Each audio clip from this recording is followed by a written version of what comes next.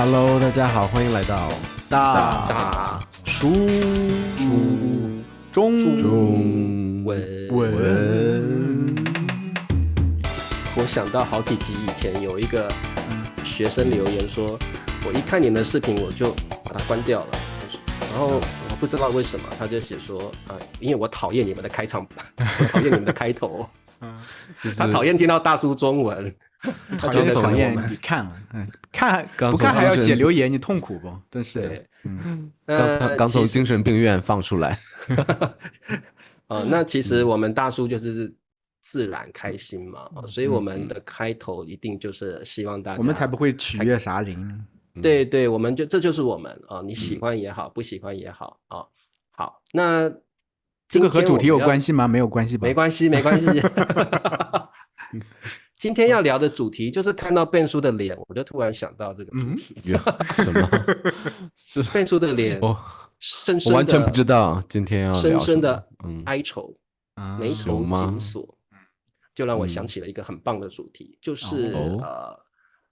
我们在跟爱人、喜欢的人交往的过程中，你有没有想过，你到底是喜欢顺从的对方，还是喜欢强势的对方？你喜欢那种母老虎的那种那种个性，还是你喜欢这个温柔体贴善解人意的他？所以我觉得这个我们就聊一聊，我相信大家对这种感情的话题比较有兴趣那可以了这主题应该可以聊吧你问谁呢？你问观众还是问我们？你知道我们这个中国人聊到这么保守的民族讲到感情就会很害羞，对不对？那我们就从最害羞的Ben叔开始聊。Ben叔，你比较喜欢强势的女性，还是比较喜欢柔顺的或不同个性的？这个就是用这个公开的节目来挖八卦，对吗？当然啦，我们最近浏览那个降低很多，只能靠这个了，就挖自己了。再不挖自己了，这个大叔都要倒了。我是虽然我不太相信这种乱七八糟的，但有一段时间也会看，在学校嘛，或者是就跟别人聊天的时候，总问你是什么星座的呀，然后会给你分析呀，什么星座是什么样的个性啊。但是他们说，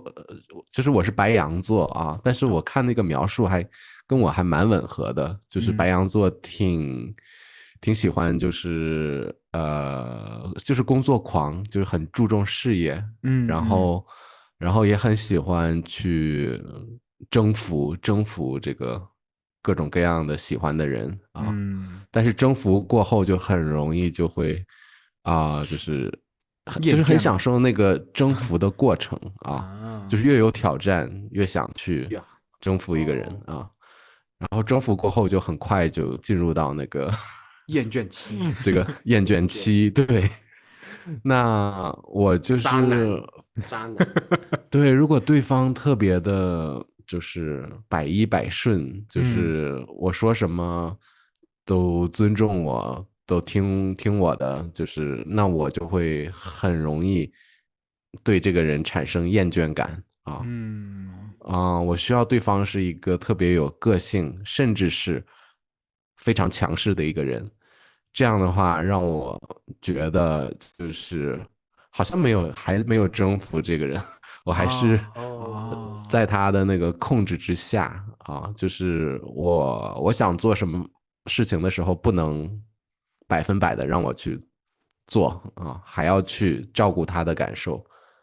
照顾他的情绪那这样的人我觉得能驾驭住我，让我可能会有更稳定、更长期的一段关系所以我会倾向于找一个就是比我特别对就非常强势。我自己是不强势的人但是我希望对方是能强势的，而且我不知道为什么我心里还蛮喜欢这种对方财力比较有钱强的人，有钱又强势的女孩子。但是我从来都没有遇到过啊，都是我经济上是更强、更好一点，然后对我更这种大方一点。但我其实觉得，因为我之前不是讲过，好像在迈阿密有那个，对，我知道富婆短你很怀念，那是你的理想型是吗？对方很大方的话，会让我觉得就是相处很舒服啊。但是对方就是对钱斤斤计较，这种算得很轻的话我自己大方无所谓，但是有时候我在想，哎，我还挺喜欢。也小鸟依人的让别人那个小鸟花钱，有一个干妈的感觉也蛮好。所以这个很好玩，就是说这个意思。我觉得这种变书的这种心态，某种状况、某种程度上我认同。就是对方如果是强势，当然有钱，然后不是那种斤斤计较、很小气的女孩子，那你可能会成为比较顺从的一方，觉得他是可靠的，他是值得你去跟他维系关系的，对不对？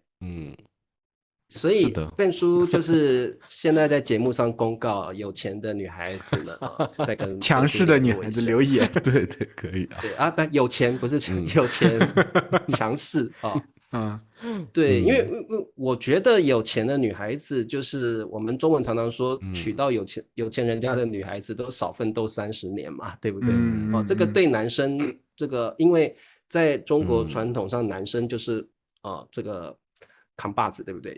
要维系家业，但是如果能够少让男性努力几年的话，可能男性会觉得哇，那也不错。那就是可能会有主见一些，比如我们周末要做一个计划的话，不能每次都是我来想做什么，可能你也要想一想有没有什么安排，就是不是所有的都顺从我的心意，就我还是想，对方能说来，咱们俩去做这件事，然后就敲定了，然后就去做就好啊。对，我是更喜欢就是有人可以在某一些时刻可以主导一些的，对。其实我觉得你倒不是完全强势，可能是需要一个势均力敌的，就是各自有付出的，而不是纯粹只是听你的。就是要有这种，我觉得感情里还是要有那个这种撕扯的，或者是这种拉扯感，就是还是就是让这个激情能够这个保鲜，然后一直可以就是有一个刺激在里边不能太平。对啊，确实是这样。所以感情太平确实容易越来越淡，很容易乏味。对，这是真的。你们都不想跟富婆在一起吗？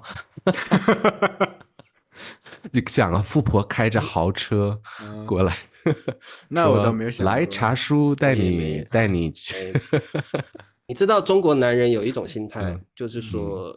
如果女性比男性还有能力的话，或赚的钱比男性多，可能就会有一些自卑感。我觉得中国男性应该会有。我没有啊，就富婆开车带我去哪儿，然后富婆说因为你已给我按摩，经在我说来吧，我给你按摩。这个在家里当然会啊，就是对啊，就是常常电视剧也会演，有没有？就是富家女子爱上了很平庸的男性，然后就是有一些撕扯啦，一些剧情出现，大家多爱看，因为现实生活比较少这种状况，对不对？好，那灿叔呢？灿叔的例子应该就比较一般般了啊，来，还是分享一下。比较一般般，我也要讲嘛，真是的。对呀，其实我有点认同笨叔，就是我也不希望这个，不是我没说完呢，我的点可能和你以为的点不一样。我觉得就是好，你不能就是完全顺着我，纯粹要是只一个，你会发现，要是关系里头这个人是完全顺着你的，你怎么样都好的。你其实慢慢，你会很多东西会形成一个理所应当的一个状态，然后你对他的这种感情慢慢绝对会变淡，这是绝对的。其实我觉得我和畅嫂这么多年其实起起伏伏的原因，是因为畅嫂看起来表面上是一个，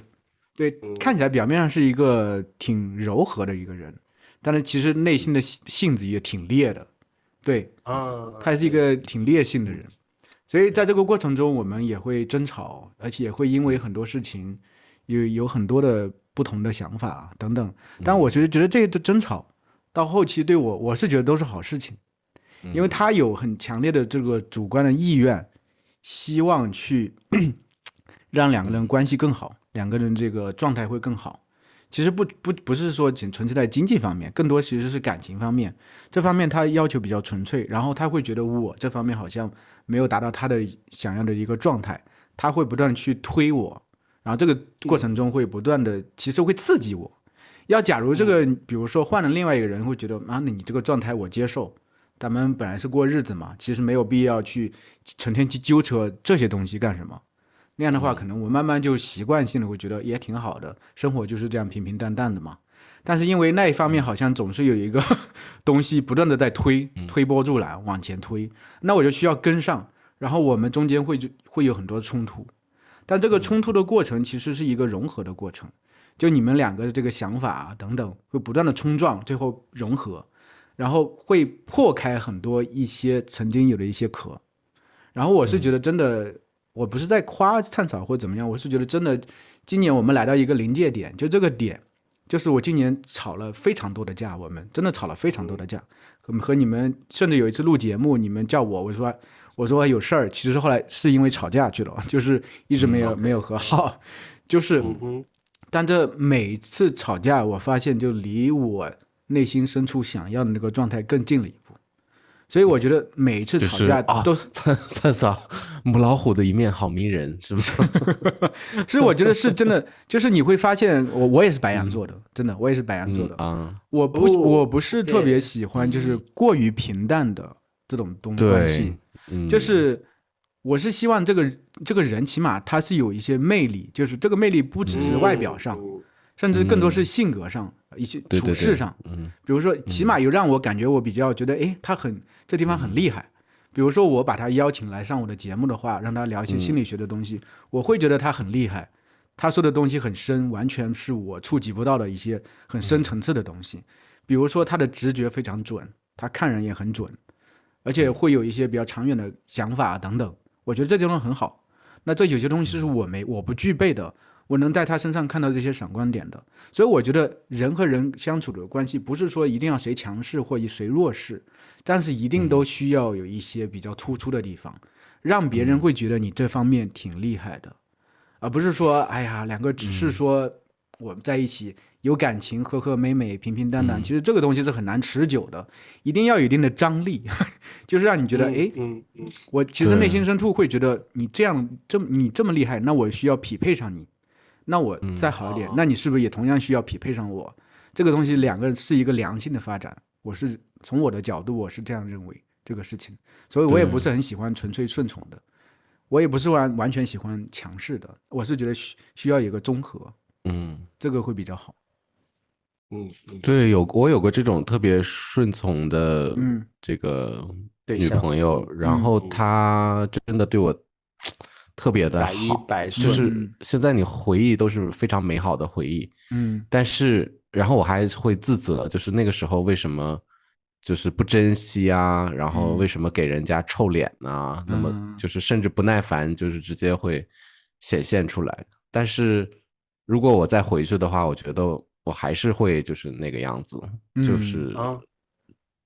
会的，就是没办法，我觉得如果是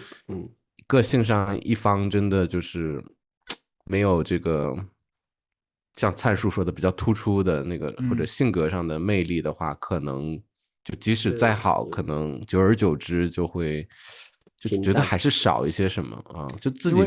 虽然想珍惜想继续下去，还是会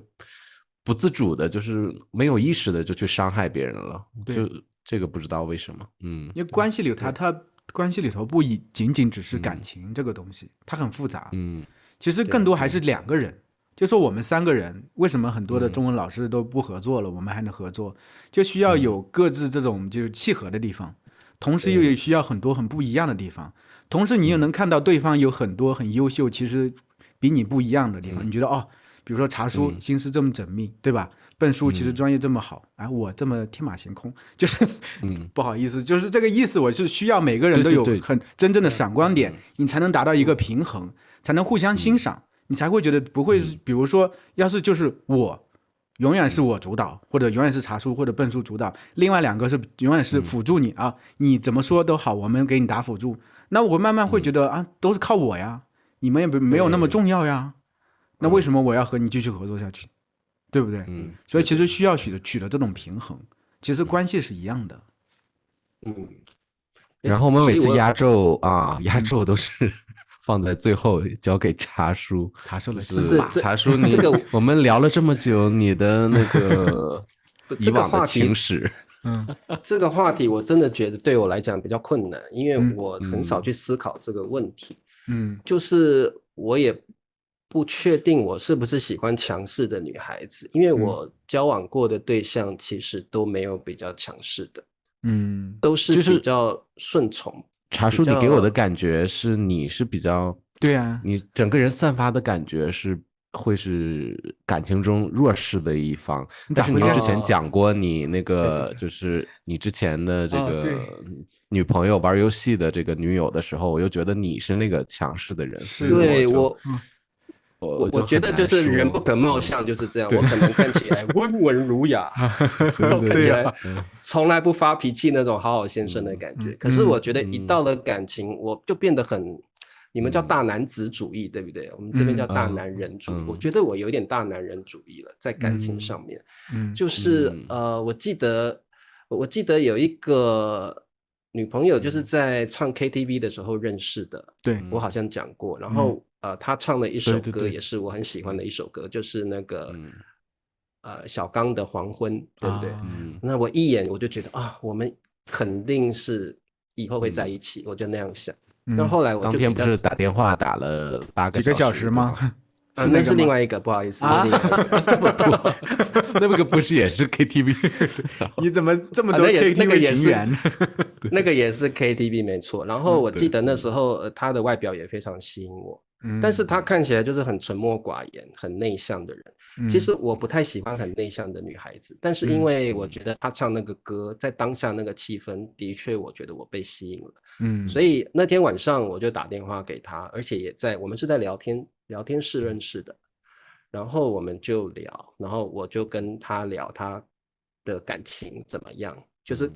问他是不是现在没有男朋友了，我可以趁虚而入或怎么样。那后来就是他刚好分手，然后我就说那我们可以在一起啊。这么直接吗？然后他一开始没有说好，但是后来就是联系越来越多次，他就说 OK。对，但是这个女孩子的个性就是非常被动内向，但是她就是很顺从的那种，我说什么都好。比如说我们今天去东区玩，你说好不好？好啊好啊好啊好啊，她就来了。然后比如说今天我们去喝咖啡，好啊好啊，她就来了。所以就是说我会觉得其实我跟她在一起也只有3个月。那是比较短。3个月，就是最后的结局就是我提分手。然后他就问为什么，我就为什么呢？对，我就说其实我觉得我都老一样那一套理由，就是我觉得我们的感情没有什么成长，然后慢慢也没那种感觉了，所以我们还是不要在一起了。然后我那个时候很年轻啊，我那个时候才刚出社会，我就说你也不要再传讯息给我了，我们就不要再联络。我就讲得很直。对。但其实我内心平静的接受吗？他不能，他后来他可能很受伤，我真的内心要再赎罪。我觉得他可能经历了低潮，对，他前段才分手呀，你对这么快又让人家分手一次。所以而且那算是我比较正式的初恋。因为我刚刚想问Ben叔说，你刚刚说那个对你100%说那个女孩子是不是初恋？是吗？想那么久。不是啊，不是啊。他初恋是那个西瓜，送西瓜那个吧？那个送西瓜那个很烈，那姑娘我感觉刚好。对，那个是有个性的。因为我这个人一直相信初恋最美这句话。为什么我相信？因为我脑海中一直记得那个女生。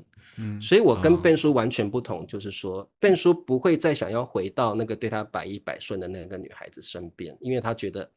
感情没有什么起伏。可是当我经历这么多年，回过头再想这个女孩子，虽然我们只有交往3个月，但是我对这3个月其实是印象很深，然后每次回忆起来都是带着笑，然后都觉得有女生对我这么好，有女生这么喜欢我，我是不是我之后的这几年其实没有再遇到像他一样对我那么好的人。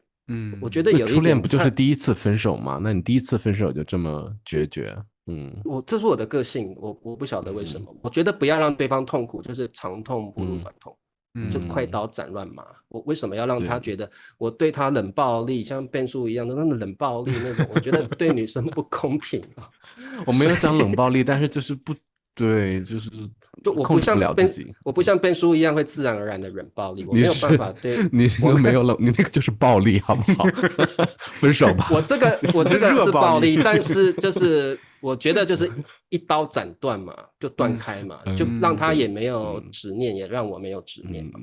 我觉得这个是短痛啊。那不会闹吗？被分手？没有，他个性其实她也是一个很强调自我尊严的女生。你说分手了，她也不想再跟你在一起。她其实回我讯息是回说好吧，那就分吧。她也其实她对你百依百顺，但是这个关系一旦结束了，她其实我觉得她的个性也蛮强的。对，她是水瓶座的啦，那我是天秤座的嘛。对啊，所以其实这两个什么讲究吗？你说了一下，对，我同学应该不懂。我不懂，我只可能你们不晓得，就是天秤座对跟水瓶座是很合的两个星座。然后所以很多情人、很多爱人，他们是天秤跟水，因为天秤座是很强调和谐，而且天秤座有一个缺点就是很犹豫不决，所以他很难找到，他很容易找到好朋友，但是他很不容易找到情人。你是这个座是吗？我是天秤座的，对，那我那个对象是水瓶座的，对，所以我那时候就觉得我们个性也蛮合的。但是就像你们说的，太柔顺的女孩子可能在感情上面不会给你生活上的激情，不会给你争吵的快感，不会给你那种柴米油盐的纠葛，她什么都听你的。所以这个是你分手的原因吗？还是你有别的分手的原因？没有，我分手的原因就是感情太平淡。我其实我之后有很多感情都是这样分手的。包括我有跟一个空姐，你们也是 KTV， 也是 KTV 那一个，后来也是聊。那个不是平淡啊，那个不是说你体力不支吗？就是什么？我有说，你听到这是谁的故事？这是谁的故事？你说他好像要求很多。我没有蔡叔记得吧？我没有体力不支的时候啊，我不记得我有体力不。我没有肾亏的时候没有，你们出去旅游，然后你说他要很多次，你就那不行。我记得你说的好像没有，好吧？他的原因就是感情平淡之外，就是他后来搬到桃园去，离得远。那我住的台北到桃园，我每个礼拜都要去找他嘛，然后找了这样的模式1-2年，真的就倦了。然后每次跟他在一起，一开始可能到哪里去吃东西，到处去玩。一开始还蛮新鲜的，后来也觉得该玩的都玩了，该吃的餐厅也吃遍了，所以你就会觉得感情又无聊了，没有新意了。所以那时候没有新意。那时候我也觉得跟你们说过嘛，就在这里，打电话分手，我就那晚上就说我们就分手吧，就是这样子。所以我就觉得说，可能对我来说，强势与否，我真的也没有遇过强势的对象，因为我在感情上是蛮强势的。那如果平淡的话，说明你期望这个感情中可能有时候有一点受虐的感觉，对吗？对，就是我可以讲我受虐的，我可以讲我受虐的经历吗？你受虐的可以啊，那这段有多长啊？这段感情很长，受虐的这段，我感觉你现在这一段就有点受虐的倾向，很受虐，对，就是现在这一段，对，那你看越受虐越长啊，这个感情，对呀，我们在聊这一集之前，我没有想过这件事情，但是我后来发现，真的越虐，这个我们说男人不坏，女人不爱，我觉得也是女人不坏，男人不爱。对，我觉得啦，需要有冲突，需要有冲突。就是我这一段受虐，就是就是他就是比如说，比如说他就会最夸张就是，我有时候会买礼物送他什么的，那个都那很正常，那也没什么。然后他就会第一天说啊，谢谢你送礼物给我，之后3个月不见。3个月没，3个月之后就没了，没音信。这种越不见你越想见呢，就。我记得我那时候在补习班上课，我的手机就放在我的桌上，然后我一边上课，我眼睛一直看，会不会？都这么久了，补习班的时候就已经有了。对，我就一直看，一直看。然后真的有一次就是晚上8点，叮当当在摇这个，我调震动嘛。我那时候跟各位同学，这个我们先自习啊，老师要先上个厕所，然后我就拿着手机，然后就他传个简讯，我高兴死了。之后又失联2个礼拜，然后我就觉得真的很受虐。然后但是他越这样，我就越喜欢，我就觉得说哇，对啊，真的是被虐的快感。然后他就而且他每次都说你也有哈，等一下不要紧张，他每一次都说啊，他说我最近有心理的问题，然后你们为什么要跟心理有问题的女生交往？你们可能会这样想，但是我就会觉得说，有心理问题没关系，我会努力的陪你度过这一段，就是我就会有这种很奇怪的想法。然后就是我不晓得耶，感情中受虐好像会让你觉得。我倒觉得不是征服感，是一种填补感，就是因为我的生活都很平静很平淡，我需要有一点跌宕起伏的刺激，所以他的这种举动反而填补了我这种平淡生活的所需，就是我要一点刺激。而他这种刺激又很虐心，很无可预料，因为你不晓得他什么时候又会忽略你。他什么时候又会对你超级热情？他对你超级热情的时候，一天发好多照片，他去哪里玩，他好想你，然后拍一个亲嘴的那种照片，你就会觉得哦，你就完全被他征服了。对，就这种虐啊，没有别的虐吗？有些虐不好意思讲了，性虐。所以就是我觉得就是感情真的是很有意思就是其实。一般人可能不会，当然大家都渴望开心、平淡、顺利的感情，但实际上现实生活好像就是感情中人就是会比较犯贱呢。我觉得我也是啊，就是如果人家每天跟我说早安、晚安，你前几天就很甜蜜，但是到了可能第2周就觉得变成一个义务了，就觉得又得说一下晚安，又得说一下早安，然后做个好梦，对，就感觉好像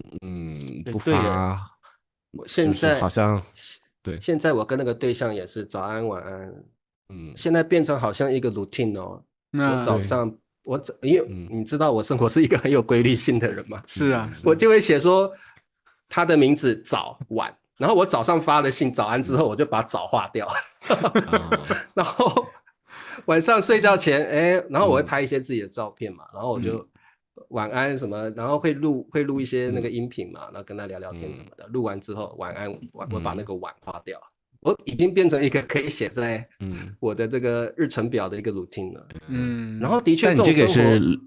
虐恋呢，因为你们没有办法在一起，所以这个也是会很长很长的。是的，对，持续下去，就是这个冲突感很有意思。然后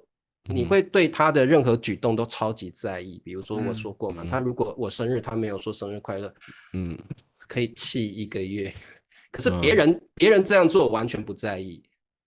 所以你就会对他重不重视你这个事情，你会非常非常在乎。对，我觉得感情里真的关系里一定要需要一些冲突或者别的东西进来。不然的话，感情，因为说实话，人和人在一起，无非就那种事情嘛，无非就是在一起，一开始甜甜蜜蜜，慢慢的就越来越消淡了，就是这样。但你要没有一个别的事情注入你们这个关系里头，这个东西必定走向灭亡，没有任何问题。还有很多人就比如说啊，对，这面会有这个可能找第三者啊，对，会有3个人一起，就不是对，就是什么意思？什么？就是这面。有很多种形式了，在西班牙开放性关系吗？还是一种是开放性关系，就是可能2个人都达成这个默契共识，就是可以玩啊，但是不可以谈恋爱，身体可以出轨，但是你还是回来，我们是一对儿。也有就是可能就是交换夫妻啊，这有样有听过换妻俱乐部啦什么的，或者是就可能在家里再迎接一个人，3口之家这样的也有啊，就再迎接一个人什么或者就是比如说2男1女或1女2男这样，你是意思是对，这样？还有就是也有就是这种，他们说这种一个人他可以爱很多人，他们在这个约会的时候就说我已经有2个3个女朋友了，然后我的观念就是一夫多妻或者一妻多夫，我不是那种1对1的这种恋爱的人。就你看这边的有一个约会的节目，就是每天就是你看到各种各样的，就是感情观的人在上面。对。其实我想说，倒不是这种纯粹就是感情上的事情，就是关系里头啊，就像很多夫妻能长久的走下去，有一个变量是孩子，因为孩子是你们2个必须共同面对的一个课题。你必须去共同去解决这所有的问题。那2个人呢在一起做同一个事情，你都付出了，有些不付出的不算啊，都付出了，你必然你们之间的这个联系会越来越紧密，因为你们要共同面对这个事情。很多夫妻其实走到后面都是养孩子的搭子，但是这个东西能让你的这个关系持久的下去，不然我是觉得很多人不养孩子。他们其实人生里头，可能除非你是工作狂的，有很多事情可以做，不然你的生活会变得很无聊。因为你的感情其实已经走到那一步，该尝试的感情里头的东西都已经尝试过了。这个时候其实是在感情里会形成一个真空的状态，这个是很可怕的。这个孩子真的是这个维系感情的秘诀啊，因为就不会平淡的，你们2个肯定会为孩子的教育或者是孩子的各个事情争吵啊，有意见不合呀，那就生活就不会那么平淡啊，就会就不会像我跟茶叔这种情况，就不会有百依百顺的啊。这个我完全认同，因为我以前在出版社上班的时候，我们有很多业务人员他们是结婚了，但是他们称自己叫丁克族，他们是结婚，但是绝对不生小孩。那因为他们的薪水也没那么高，那通常是先生跟太太都在工作，他们也没有时间。但是我觉得婚姻夫妻2人到了一个临界点之后，真的没什么事好做，该经历的都经历过了。是的，平淡，旅行什么也都一样，该经历的去旅行个几年，反正就是这样，也无聊了。所以我那些业务人员，对不对？是不是？对。然后这个号称自己是丁克族的那些业务人员，通常2年之后就会生小孩。然后我就有一次问其中一个业务人员，他们是在中南部。他们的负责业务的区域在台湾的中南部。我有一次就问他说：“你不是说你不婚主，你不生小孩嘛？你跟你老婆是不生小孩嘛？”他就说真的很无聊。一方面是爸爸妈妈吵着要小孩要孙子，二方面是夫妻2人真的在一起2年之后，该经历的都经历过了，生活上之平淡会让你觉得太恐怖。不知如何是好，一定要有一些刺激，所以他们才决定要生小孩。所以就是那我记得我在工作的时候，就有很多个业务人员，他们最后从丁克族的身份，最后还是生了孩子。因为就是平淡的生活真的会杀人，那太可怕。对，一个人还好，说实话，一个人你可能习惯一个人还好，但2个人在一起那种平淡，真的会杀人。我跟你说，真的会杀人，真的特别难受，会。绝对真的，那但是你有小孩之后，你就有很多挑战。小孩之后，其实你会把你的生活的重心放在孩子身上，孩子会变成你的一个奋斗目标。你觉得我需要把他托举长大，成人为止，所以你就会觉得我需要为了他更努力。那假如我和我老婆没有孩子，我们之前都说过，我们2个可能会去大理岩的地方待，但说实话，2个人长久待那地方，就算真的山美水美，成天待那块，能有什么事情可以做？说实话，很容易厌倦的，真的造人呐。对，那你就在西安造就好了，跑去大理造干嘛？对呀。所以灿叔你都没提出过分手是吗？因为你情史比较短啊。对，其实我提出分手没有成功嘛，我就是大学的时候毕业的时候提出分手了，那会儿我都回老家了，但后来我又来了，就是没有那么多的。你提分手的方式是什么？是比较温和的，还是像我这种冷暴力，还是像茶叔这种明暴力？明暴力。你当时我觉得就是大学应该是毕业的时时候，我们都去了火车站。那个时候其实在大学毕业之前，大家我会觉得默认嘛，就是大学毕业之后本来不在一个地方，就默认应该要分手了。然后大学毕业的时候，我把他送上火车之前，也没有说的特别明，但是大概意思就是说，其实大家都好好各自珍重嘛，这种感觉。对，你这个东西不需要挑明了吧？因为说实话都离得那么远了，所以没有想过会怎么样。只是后来顺其自然了，对吧？就想着顺其自然了，因为空间上也不在一起，他也没有说要和我一起回老家，我也从来没想过要来西安，那可能觉得就差不多是这个样子。我刚才也是突然想到，就是在这段感情里，其实有很多波折，很多很烦的东西，其实有好多次让我想放弃，会觉得等等，但这东西其实都是不断把人，就是让人高度紧张，你知道吗？就是让你没法很安心的，就是因为这个东西不只是情感上的，还有外部的压力等等，让你其实一直处在一个相对会没法纯粹的放下心来这么一个状态。我会觉得就是我老婆性格，我以前要是但凡是一个更平顺的这么一个人，很多事情比如更顺着我很多事情我的大男子主义绝对会出来的。其实我内心深处是有大男子主义的状态，但我老婆在有些事情上面能把我压住。她能把我压住，所以我其实可能就像笨叔说的，就需要一个人能把你压住。其实因为我爸是一个非常大男子主义的人，我爸是把我妈压得死死的那种，就是真的是压得死死的那种，完全死死的捏在手里那种，所以就是说一不二的。我是觉得我从小到大这种生长环境，我是有这种基因和这种教育的，但是我刚好遇到真正的第一个女人的话，就是我老婆。就我没有想到她是这么烈性的一个人，看起来很柔和，但内心特别的烈。但可能在那一个瞬间，其实让我人就说嘛，人就喜欢找虐，可能是这个样子，真的觉得人是喜欢找虐，所以我们的感情能维系那么久，我觉得这个中间有这个原因，就是其实我是受了很多虐的，我会觉得这个过程其实可能让我没有那么快的放弃这个感情。因为中间我记得来西安之后有一段时间我们两个渐行渐远了，就是我的工作也不顺，他的工作有一些起色了，这个时候其实我觉得这个感情慢慢就淡了。然后那个时候他还会和我说有男同事在追他，我就说追你就追你呗，那他还说告诉我男同事约他去哪里玩，我就说你们去呗。就那个时候其实我已经很无所谓了，我觉得反正这个感情，因为那个时候我们也淡了，对，淡了，真的是淡了，好像也没有特别多的感受。但是后来就是又经历了一些别的事情，发现就是两个人这个就是在一起的时间更长了，需要面对的事情更多了，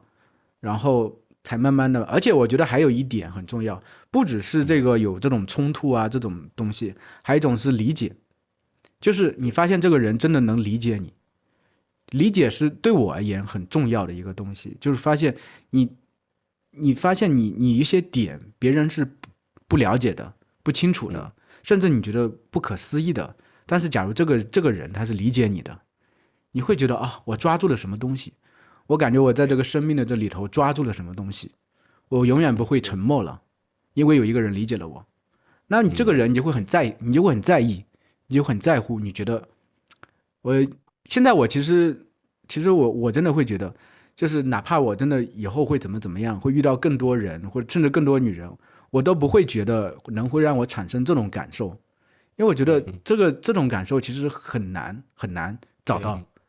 就这种真正的理解，甚至还有这种，而且我是真的觉得我老婆很聪明，就我是觉得她智商比我高，就是我是希望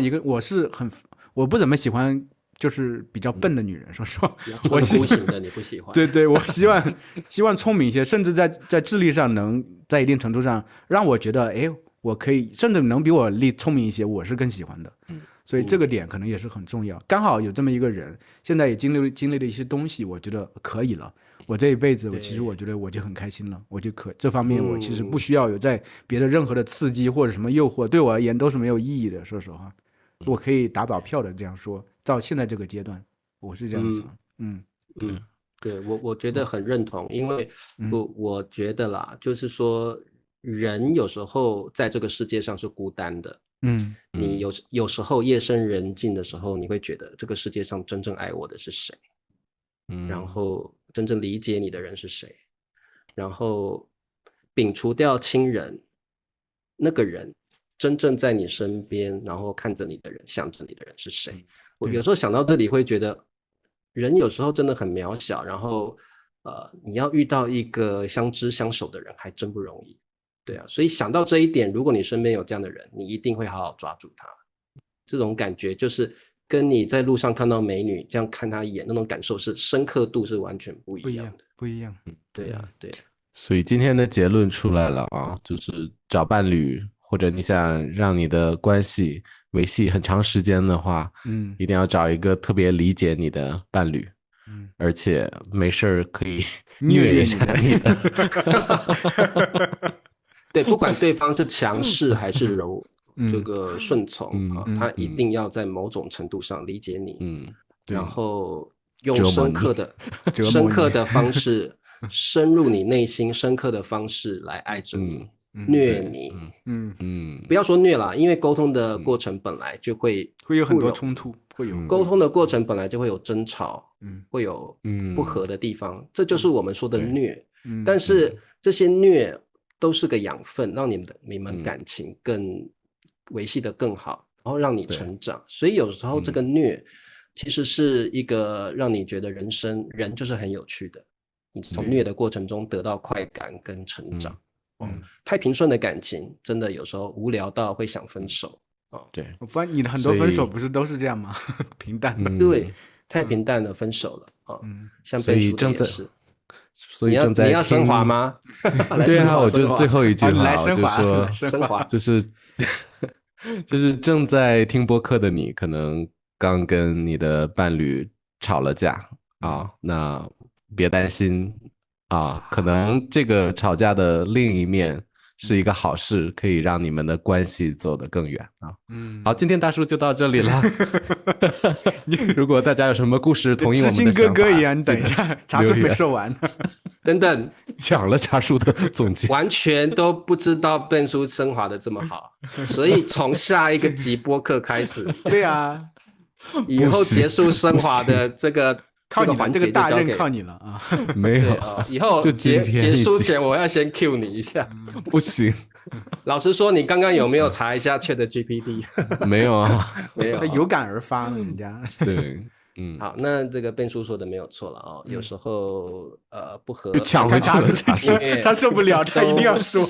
他一定要说一下，都是成长，都是感情维系更好的养分啊。那我们在Ben叔这么好的升华中结束这一集。我已经说完再见了。职业病，受不了，